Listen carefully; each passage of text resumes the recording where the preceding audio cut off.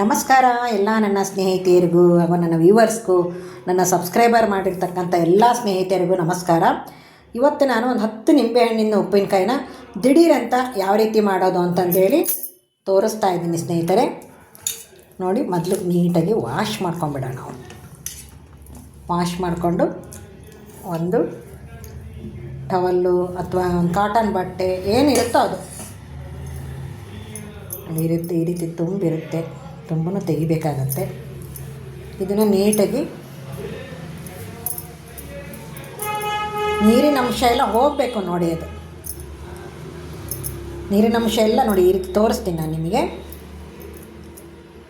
ನೋಡಿ ಯಾವ ರೀತಿ ಡ್ರೈ ಆಗಿದೆ ಅಂತಂದರೆ ಈ ರೀತಿ ಎಲ್ಲ ನಿಂಬೆಕಾಯಿಗಳನ್ನು ನಾನು ನೀಟಾಗಿ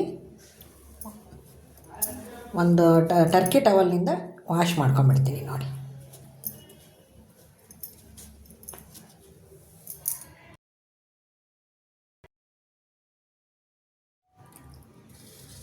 ಈಗ ನೋಡಿ, ಇವೆಲ್ಲ ನಿಂಬೆಕಾಯಿನ ನಾನು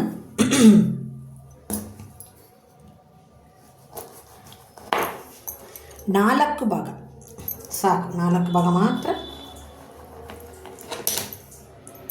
ಯಾಕಂದರೆ ದೊಡ್ಡದು ಚಿಕ್ಕದಿತ್ತ ತೀರ ಚಿಕ್ಕದ ಹತ್ರ ಇದು ಮಾಡಲ್ಲ. ನೋಡಿ ಈ ಥರ 4 ಭಾಗ ಮಾಡಿಕೊಂಡು ಒಂದು ನೀರು ಇರಲ್ದಂತಹದ್ದು, ನೀರು ಇರಬಾರ್ದು, ಈ ಬೌಲ್ನಲ್ಲೂ ಸಹ ನೀರು ಇರಬಾರ್ದು, ಅದರಲ್ಲಿ ನಾನು ಹಾಕ್ತಾಯಿದ್ದೀನಿ ನೋಡಿ. ನೋಡಿ ಈ ರೀತಿ ನಾನು ಒಂದು ನಿಂಬೆಹಣ್ಣಲ್ಲಿ 4 ಭಾಗ ಮಾಡ್ತೇನೆ ಅಂತ ಹೇಳಿದ್ದೆ ನಿಮಗೆ, ಬಟ್ 8 ಭಾಗ ಮಾಡಿದೆ. ಯಾಕಂದ್ರೆ ದೊಡ್ಡದು ಅನ್ನಿಸ್ತದು, ಅದಕ್ಕೋಸ್ಕರ ಒಂದು ಸ್ವಲ್ಪ ಶುಂಠಿನ ಈ ಥರ ಚಿಕ್ಕದಾಗಿ ಕಟ್ ಮಾಡಿ ಇಟ್ಕೊಂಡಿದ್ದೀನಿ. ಹಾಗೆ ನೋಡಿ, ಎಣ್ಣೆ ಕಾಯ್ತಾ ಇದೆ. ಎಣ್ಣೆ ಕಾಯಲಿ. ಎಣ್ಣೆ ಕಾದಿದೆ. ನಾನೀಗ ಒಂದು ಸ್ವಲ್ಪ ಜೀರಿಗೆ ಹಾಕ್ತಾಯಿದ್ದೀನಿ. ಹಾಗೆ ಒಂದು ಸ್ವಲ್ಪ ಮೆಂತ್ಯಕಾಳು ಹಾಕಿದೆ ನೋಡಿ. ಹಾಗೆ ಒಂದು ಸ್ವಲ್ಪ ಕೊತ್ತಂಬರಿ ಕಾಳು ಹಾಕ್ತಾಯಿದ್ದೀನಿ. ಕೊತ್ತಂಬರಿ ಕಾಳು ಹಾಕಾದ್ಮೇಲೆ ನಿಂಬೆಹಣ್ಣು ಹಾಕ್ತಾಯಿದ್ದೀನಿ.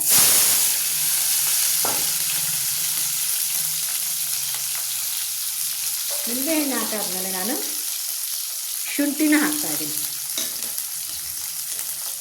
ಇದು ದಿಢೀರಂತ ಮಾಡೋದು. ಹಾಗೇನೆ ಇದನ್ನು ವರ್ಷದ ತನಕ ಇಡ್ಬೋದು. ನೀವೇನು ದಿಢೀರ್ ಅಂದ್ಕೊಂಡು ಹೇಳಿ ಬೇಗ ಮಾಡಿಕೊಂಡು ತಿನ್ನೋಕ್ಕೆ ಬರುತ್ತೆ. ಹಾಗೆ ನೋಡಿ, ಅಚ್ಚ ಖಾರದ ಪುಡಿನ 1.5 ಸ್ಪೂನ್ ಹಾಕ್ತಾಯಿದ್ದೀನಿ. ನೋಡೋಣ ಮತ್ತೆ ಆಮೇಲೆ. ಹಾಗೆ ಒಂದು 3/4 ಬೌಲ್ ಆಗೋವಷ್ಟು, ಅಲ್ಲ 3/4 ಟೀ ಸ್ಪೂನ್ ಆಗೋವಷ್ಟು ಅರಿಶಿನ ಹಾಕ್ತಾಯಿದ್ದೀನಿ ನೋಡಿ. ಅರಿಶಿನ ಮತ್ತು ಖಾರದ ಪುಡಿ ಹಾಕಿ ನಾನು ಚೆನ್ನಾಗಿ ಒಂದು ಕಟ್ಟಿಗೆದು ನಿಮ್ಮ ಮನೇಲಿ ಈ ಥರ ಇತ್ತು ಅಂತಂದರೆ ತಗೊಳ್ಳಿ, ಚೆನ್ನಾಗಿರುತ್ತೆ. ಈಗ ನೋಡಿ, ಅದು ಸುತ್ತಲಕ್ಕೂ ಯಾವ ರೀತಿ ಸ್ವಲ್ಪ ಕಲರ್ ಚೇಂಜ್ ಆಗಬೇಕದು. ಒಂದ್ಸಲ ಸ್ವಲ್ಪ ಕೈ ಅದು, ಯಾಕಂದರೆ ಹಸಿ ವಾಸನೆ ಹೋಗಬೇಕಲ್ಲ ಖಾರ ಪುಡಿದು, ಅದಕ್ಕೋಸ್ಕರ. ನೋಡಿ, ಈಗ ಬೆಲ್ಲ ಉಪ್ಪು ಹಾಕಿದ್ದೀನಿ. ಬೆಲ್ಲ ಉಪ್ಪು ಹಾಕಿರೋದು ವಿಡಿಯೋ ಬಂತ ಇಲ್ಲ ಗೊತ್ತಾಗಲಿಲ್ಲ ನನಗೆ.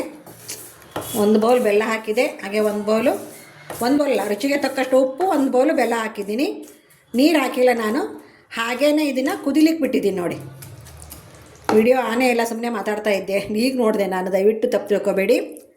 ಬೆಲ್ಲ ಮತ್ತು ಉಪ್ಪು, ಖಾರದ ಪುಡಿ ಮತ್ತು ಅರಿಶಿಣದ ಪುಡಿ ಇಷ್ಟನ್ನು ಹಾಕಿ ಕುದಿಲಿಕ್ಕೆ ಬಿಟ್ಟಿದ್ದೀನಿ ನೋಡಿ. ಹಾಗೆ ಒಗ್ಗರಣೆಗೆ ಮೆಂತ್ಯ, ಜೀರಿಗೆ, ಕೊತ್ತಂಬರಿ ಕಾಳು ಹಾಕಿದ್ದೀನಿ. ಶುಂಠಿನ ಸಣ್ಣದಾಗಿ ಕಟ್ ಮಾಡಿ ಹಾಕಿದ್ದೀನಿ. ಇದು ಚೆನ್ನಾಗಿ ಕುದಿ ಬರಬೇಕದು. ಈ ರೀತಿ ನಿಂಬೆಹಣ್ಣು ಬೆಲ್ಲ ಮತ್ತು ಉಪ್ಪಿನಲ್ಲಿ ಅದು ರಸ ಏನು ಬಿಡುತ್ತಲ್ಲ ನಿಂಬೆಹಣ್ಣಿಂದು, ಚೆನ್ನಾಗಿ ಕುದಿಬೇಕು ನೋಡಿ. ಅದು ನೋಡಿ ಮೇಲೆ ಯಾವ ರೀತಿ ಅದು ಏನಂತೀರಿ, ನೊರೆ ಬರುತ್ತಲ್ಲ, ನೊರೆ ಬರುತ್ತಲ್ವ, ನೊರೆನ ಹಿಂಗೆ ಹಿಡ್ಕೊಂಡು ಅಂದ್ಕೊಂಡ್ರೆ ಚೆನ್ನಾಗಿ ಬರಲಿ. ಅದು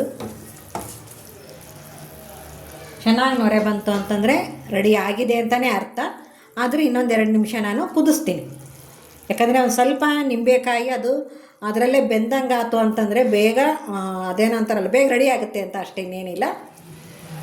ನೋಡಿ ಯಾವ ರೀತಿ ನಮ್ಮ ಕಡೆ ಒಡ್ಮರಳಿ ಕುದಿಯುತ್ತೆ ಅಂತಾರೆ ನೋಡಿ. ಈ ರೀತಿ ಆಗಿದೆ.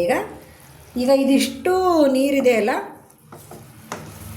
ಬಟ್ ಅದು ಏನಾಗುತ್ತೆ ಗೊತ್ತಾ, ನಾವು ಎತ್ತಿ ತಣ್ಣಗಾಗೋ ತನಕ ಬಿಡ್ತೀವಲ್ಲ, ಆವಾಗೆ ತುಂಬಾ ಗಟ್ಟಿಯಾಗಿಬಿಡುತ್ತೆ ನೋಡಿ.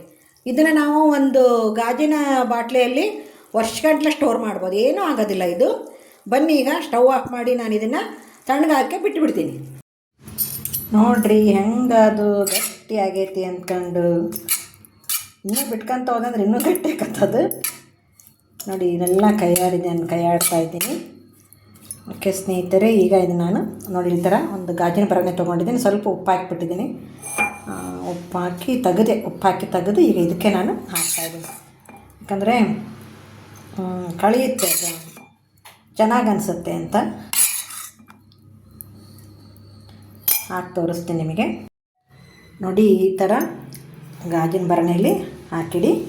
ನಿಮಗೊಂದು ವರ್ಷ ಆದರೂ ಫ್ರಿಜ್ನಲ್ಲಿಟ್ಟರೆ ಸುಮಾರು ದಿನ ಬರುತ್ತೆ ನೋಡಿ ಇದು. ನೆಕ್ಸ್ಟು ನೋಡೋಣ ಇನ್ನೊಂದು ಟೈಪ್ ಯಾವುದಾದ್ರೂ ಹಾಕೋಕ್ಕೆ ಟ್ರೈ ಮಾಡ್ತೀನಿ ನಾನು.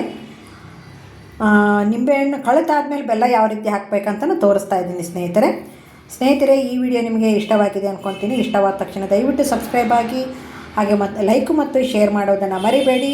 ನನ್ನ ಚಾನಲ್ ನನಗೆ ಹೈಪ್ ಕೊಡೋದು ಮಾತ್ರ ಮರಿಬೇಡಿ ಅಂತ ಹೇಳ್ತಾ ಈ ವಿಡಿಯೋನ ಮುಗಿಸ್ತಾ ಇದ್ದೀನಿ. ಎಲ್ಲರಿಗೂ ನಮಸ್ಕಾರ. ಹಾಗೆ ಸಂಜೆ 4 ಗಂಟೆಗೆ ಲೈವ್ ಇರುತ್ತೆ, ಬೆಳಗ್ಗೆ 10 ಗಂಟೆಗೂ ಸಹ ಲೈವ್ ಇರುತ್ತೆ. ಜಾಯ್ನ್ ಆಗಿ ಲೈಕ್ ಮಾಡೋದನ್ನು ಮಾತ್ರ ಮರಿಬೇಡಿ ಲೈವಲ್ಲಿ ಬಂದಾಗ. ಎಲ್ಲರಿಗೂ ನಮಸ್ಕಾರ, ಎಲ್ಲರಿಗೂ ಧನ್ಯವಾದಗಳು.